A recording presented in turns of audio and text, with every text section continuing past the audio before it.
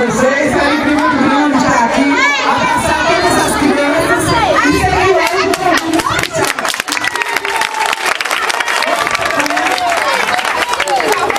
Estive hoje pela mesa de crianças de coração, pode ter certeza. Hoje pela manhã estive no conjunto Nossa Senhora Aparecida, estou aqui no Nordeste, daqui eu vou para o Lucas Palpino, depois eu vou para o Correio, é a festa das crianças.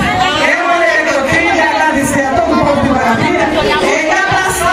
Quando a Guarabira sabe o amor e o carinho que eu tenho para as crianças. Não é à toa que quando eu cheguei a Porto Fechando, a quantidade de crianças que me abraçaram e me beijaram. Pode ter certeza que esse amor que vocês têm por mim é o amor também que eu tenho por vocês. Pode ter certeza que isso aí já vem da mão de vocês. Quantas mães aqui presentes, que quando eu era prefeita de Guarabira, quando eu não era prefeita de Guarabira, vocês me investiam. E a mãe de vocês passou esse carinho, esse amor, esse respeito para a minha pessoa. Eu só tenho a agradecer e dizer que eu vou fazer tudo como deputado estadual para que eu possa melhorar cada vez mais a situação do povo de Guarabira, principalmente essas crianças